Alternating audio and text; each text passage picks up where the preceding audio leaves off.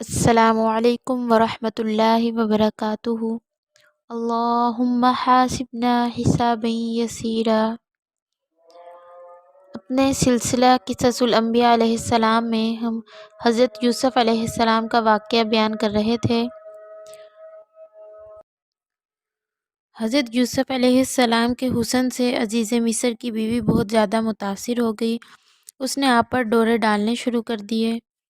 ایک دن اس نے انتہا کر دی، دروازوں کو تالے لگا دیے اور حضرت یوسف علیہ السلام سے کہنے لگی، لو آ جاؤ، میں تم سے کہہ رہی ہوں۔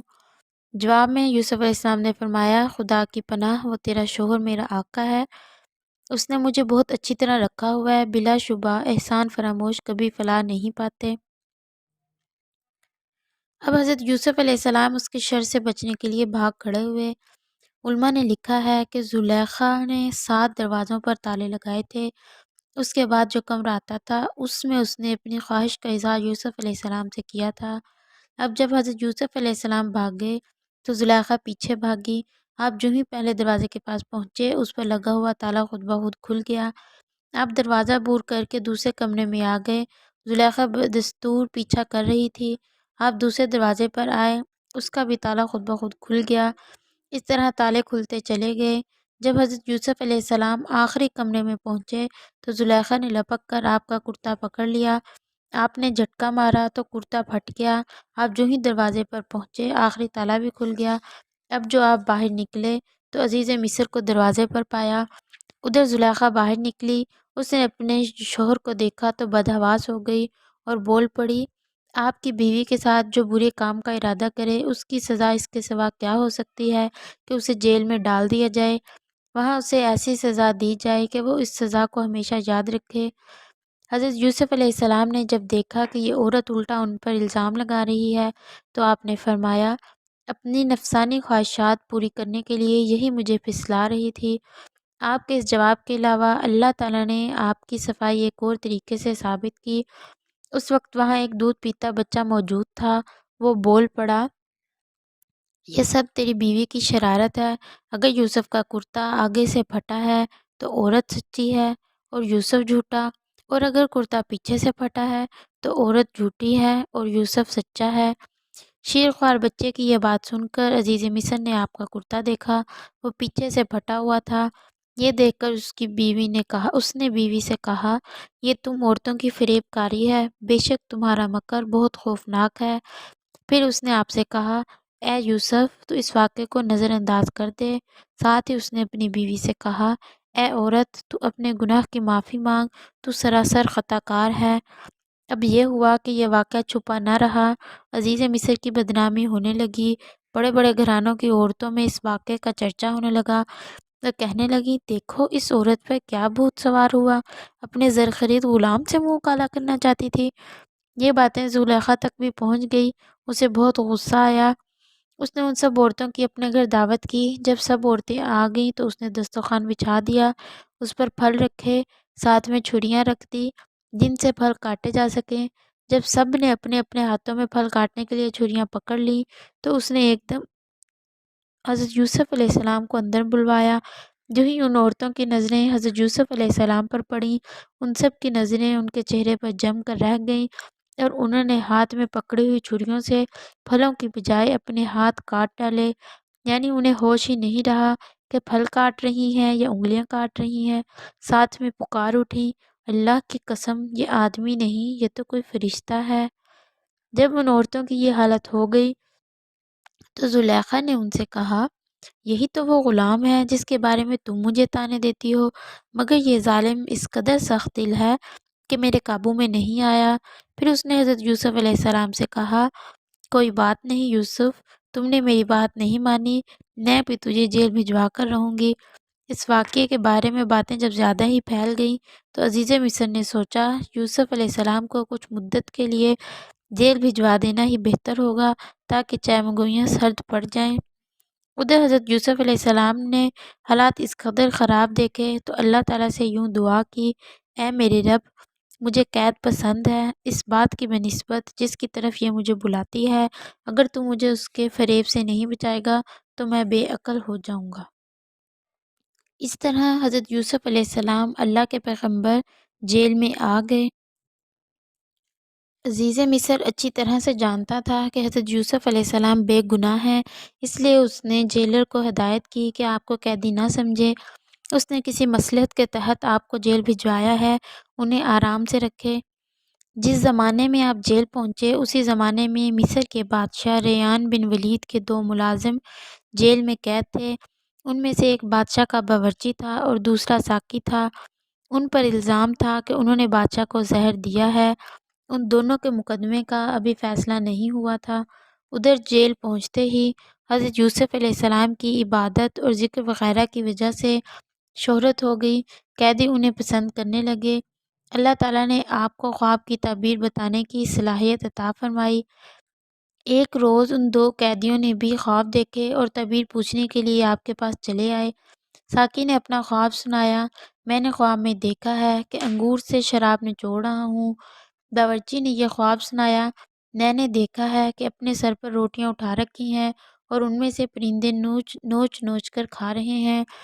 ان کے خواب سن کر آپ نے فرمایا، تم لوگوں کو جیل میں جو کھانا ملتا ہے اس کے آنے سے پہلے پہلے میں تمہیں خواب کی تعبیر بتا دوں گا، لیکن اس سے پہلے میں تم لوگوں کو بتا دینا چاہتا ہوں کہ مجھے تعبیر کا علم کہاں سے حاصل ہوا اور میرا مذہب کیا ہے، سو تم سن لو۔ میں ان لوگوں کے دین پر نہیں ہوں جو اللہ پر ایمان نہیں رکھتے اور جو آخرت کے منکر ہیں، اور یہ بھی بتا دیتا ہوں کہ نہ میں کاہن ہوں نہ نجومی، بلکہ میرے علم کا سرچشمہ اللہ تعالیٰ کی وحی ہے، اور میں ہمیشہ کافروں اور باطل پرستوں کے بنائے ہوئے دین سے دور رہا ہوں۔ میں اپنے باپ دادا ابراہیم، اسحاق اور یعقوب علیہ السلام کے دین پر رہا ہوں جو شرک سے بیزار اور ایک اللہ کو ماننے والے تھے۔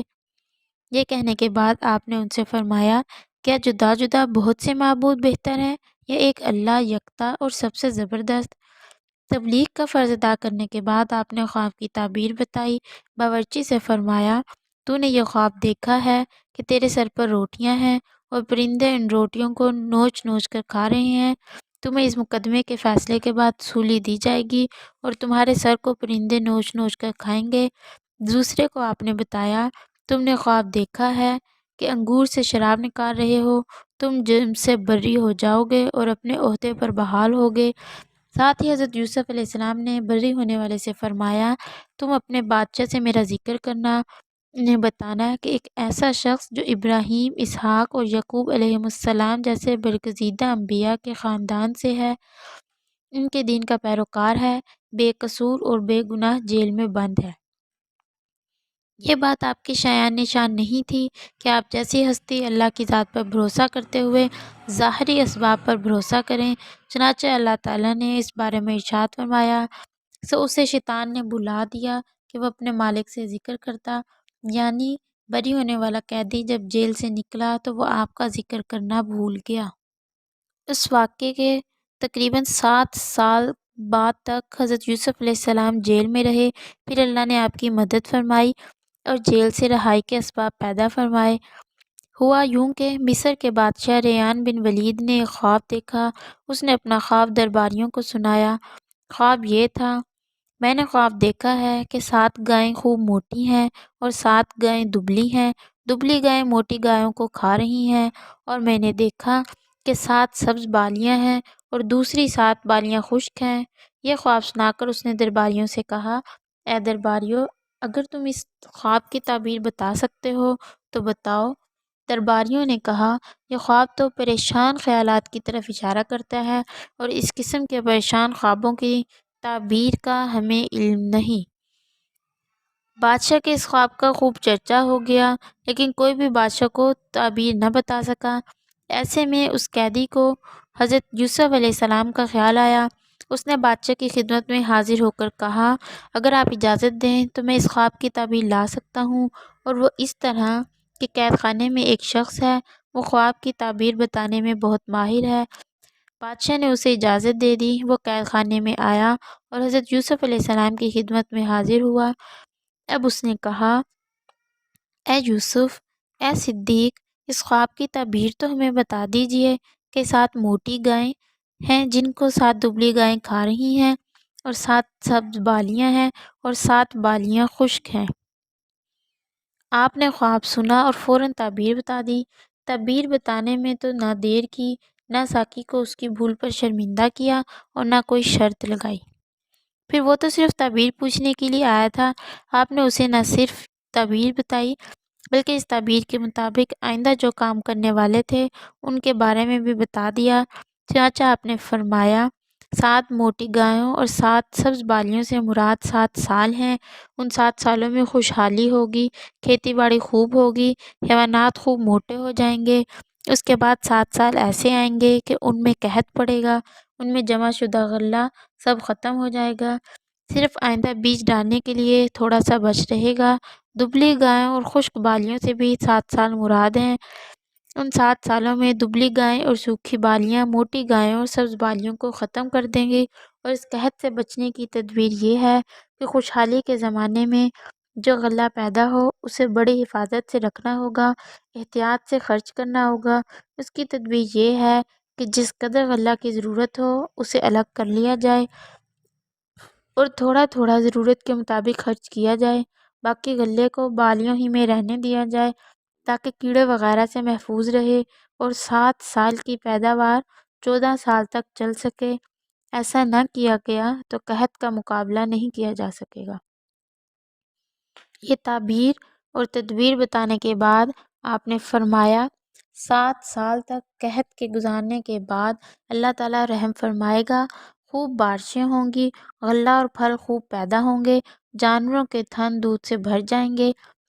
ساقی نے ان تمام باتوں کو پلے باندھا اور آپ سے رخصت ہو کر بادشاہ کی خدمت میں آیا۔ اس نے یہ ساری تفصیل سنائی۔ بادشاہ سن کر بہت حیران ہوا اور کہنے لگا ایسی بزرگ ہستی کو جیل میں ڈالے رکھنا ظلم ہے، انہیں فوراً جیل سے نکالو اور میرے پاس لاؤ تاکہ میں ان کے پاؤں چھو لوں، ان کی زیارت کر سکوں اور خود ان کے منہ سے اپنے خواب کی تعبیر سن سکوں۔ بادشاہ کے آدمی جیل میں پہنچے اور حضرت یوسف علیہ السلام سے کہا بادشاہ آپ سے ملاقات کرنا چاہتا ہے۔ آپ نے جواب میں فرمایا اپنے بادشاہ سے کہو ان عورتوں کا حقیقی واقعہ کیا ہے جنہوں نے چھریوں سے اپنے ہاتھ کاٹے، بے شک میرا رب ان کی پرفریب کارروائیوں سے خوب واقف ہے۔ آپ کے یہ کہنے کا مطلب یہ تھا کہ پہلے میرے بارے میں تحقیقات کی جائیں، مجھے جس الزام میں قید میں ڈالا گیا ہے اس کے بارے میں ان عورتوں سے پوچھا جائے، پھر میں جیل سے باہر آؤں گا۔